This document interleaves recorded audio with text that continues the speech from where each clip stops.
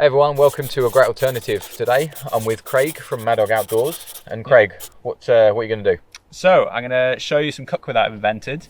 It's sort of a carbon steel cookware set, and we're going to cook up a 3-course meal all over open flame and spend a day eating, hopefully. Excellent. And then finish the day by doing the intro. Yeah.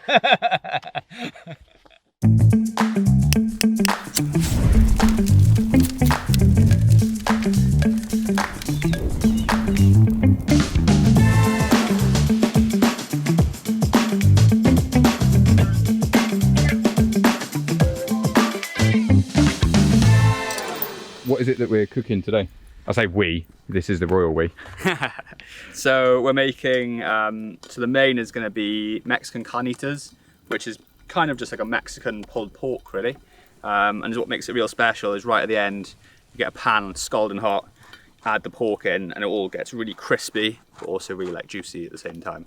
We're going to make some tacos, stick that in, and then we're going to make a pickled red onion and a bit of coriander to top it with. Should be good, hopefully. Awesome. What are some kind of telltale challenges that people face when trying to cook outdoors?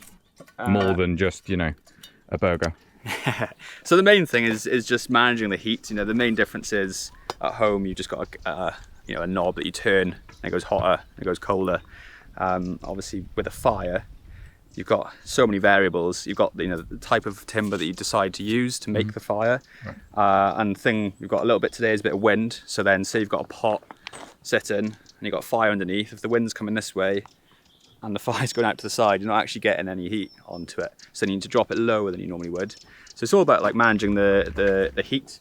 And that's the reason why you tend to use more heavy duty cookware such as cast iron or carbon steel, because it's a lot more forgiving. If you use really thin metal or you use aluminium stuff, the heat just goes straight through and it just burns straight away.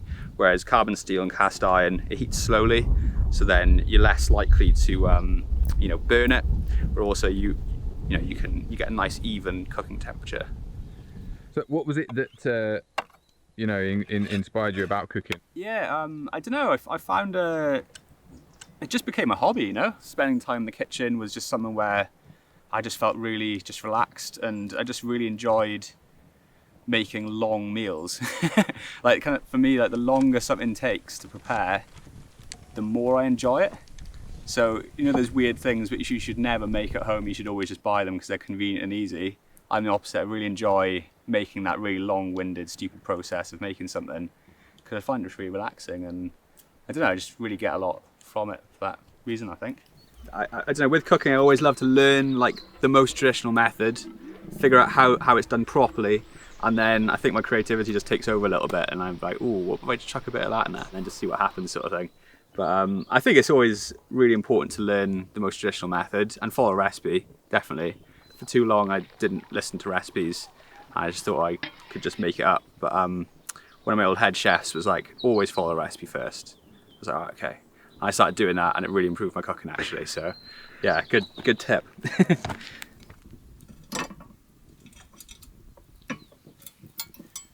Nice.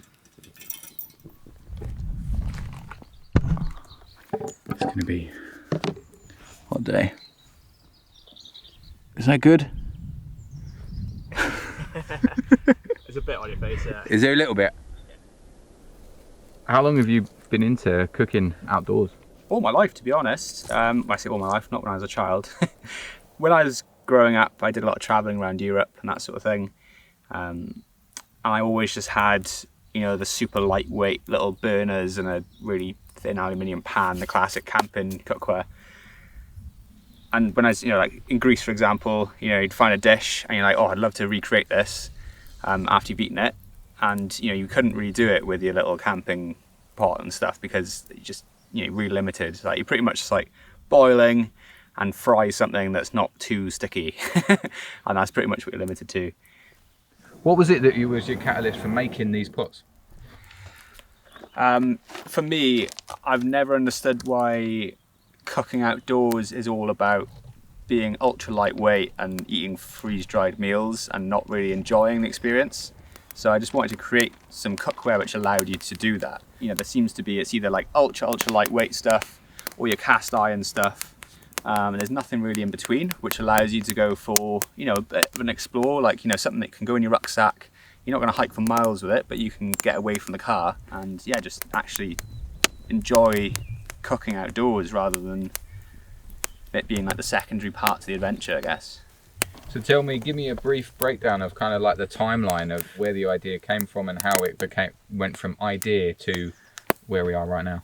Actually, this product is my final year project. It's quite similar. It's changed a little bit over the years. I finished uni, I was really excited about the project, but I didn't really have any experience in industry. I didn't really know how to take a product to market. And I'm glad I waited because, I've got some good experience now, which has allowed me to actually get this to market and get people cooking with it. What different products do you do? So currently we've launched the open fire set, the open fire Dutch oven and the open fire skillet. And the first accessory that we've launched is the bail handle. And this set just allows you to cook all sorts of different things. You can bake in it, you can boil in it, fry, sear, you can smoke in it. You can put the pots and pans in together in multiple different ways, different configurations. So even though it just looks like a simple pot, pan, lid, you can actually put them together in different ways to, have a small oven, medium-sized oven, and then an extended oven. You can actually use it as like a bain-marie. You put the pan on top of the pot, and the lid, you can actually use that as a sort of a little tava, like a little flatbread plate. Is that your pork getting a little too hot? It's a bit too hot, yeah. How do you look after something like this? So carbon steel is exactly the same as cast iron in the way that you care for it. Is what it is it's 100% carbon steel, the material is, there's no coatings on it, nothing like that. And then you have to line it with oil and you bake the oil on, so you just heat it up above its smoke point, and then the oil polymerizes and forms this sort of, it turns it black. Actually, when you get this, it's grey. And that is effectively almost like a DIY non-stick coating.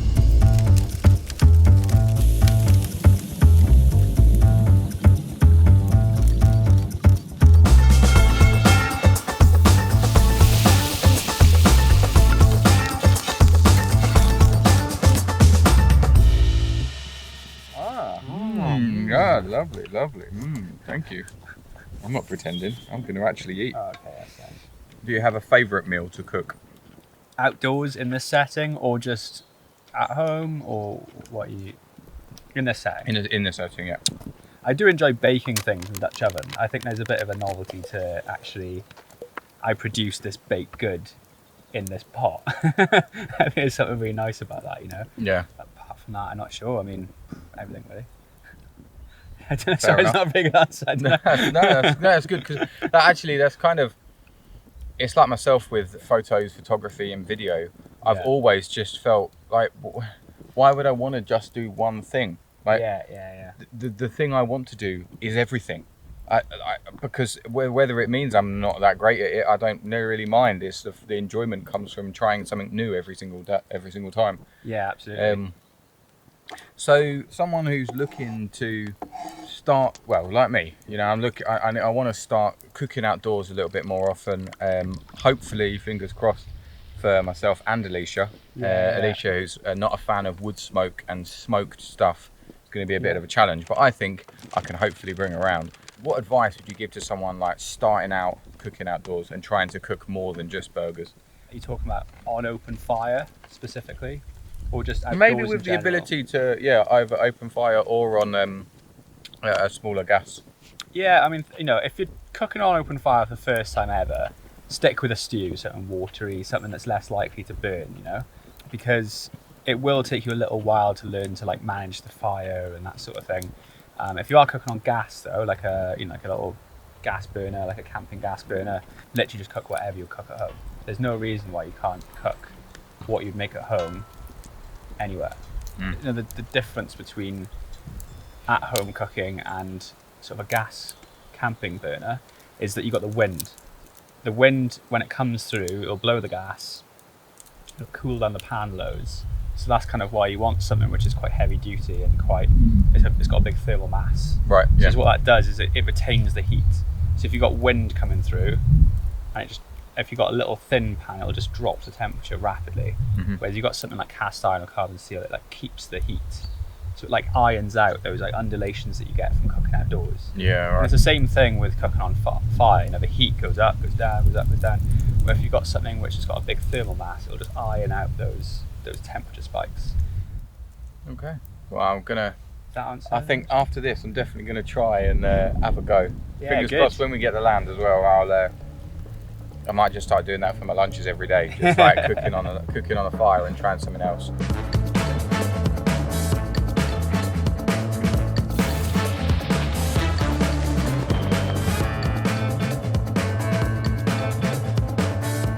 You grab the important stuff. Yeah, you got it. That'll do. What do you think of these then? I really like how the coriander and what we've done with the onions adds a kind of fresher, lighter flavour. I think this is the first time I've ever had to describe food. Oh, and all really? I can see and picture in my head is the Jamie Oliver cooking school. People were saying, "Oh, this onion, it's quite sharp," and then someone walks in and is like, "Oh, it's like a summer's day. It brings back memories of my grandma and going on this roller coaster ride and doing these wonderful things." And it's like, that's how you should, describe your food.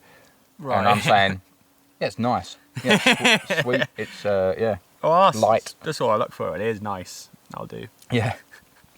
Cooking outdoors for you, does it go hand in hand with travelling? Or is it more that you would almost like go to somewhere like today? We've driven to this lovely location, but we've driven basically to make lunch. Yeah, And then go again, Yeah, I've done a lot of travelling in my life, and I spent a lot of time outdoors in another country wanting to try and recreate their food. That's probably where the love of it came from, really. If you wanted to do a shout out on the video, what are you looking for? Do you want people to go to the website to buy the products, or are you looking for maybe more kind of R&D guys to test things for you and to work with? I mean, right now we've got the open fire set, so if you want to see that in action, you can just go to our Instagram, which is at Madog Outdoors. We're also selling the product on our website. We've also got it in a couple of retail places, so Campfire Cook Shop. They make all the sort of accessories and apparatus like tripods and grills and stuff. So that's a great place to look actually for the cookware, because it means you can get a complete bundle. And then Barbecue Land as well is like a large retailer, and they've got really good advice of what level of sort of barbecue you're at, what equipment would suit your sort of style of cooking and stuff like that. Yeah. Excellent. Okay. Well, I'll put any links down below, and check out Madog. M-A-D-O-G. Yeah, that's right. So not double D. No. M-A-D-O-G on Instagram, and while you're there, go and follow A Great Alternative. Well, Craig, thanks very much for cooking for me today and having us along. Cheers, everyone. It's been a pleasure. Thank you very much for coming on. All right then. I'm going to finish this mountain of meat. Yeah, do it. Handy. So, sorry, that was terrible. Sorry, that sounded really sarcastic. Like all this time and effort that's gone into your research and development, and I'm just like, okay. I'm still working on my journalism, all right? I'm still working on how to actually converse with other human beings.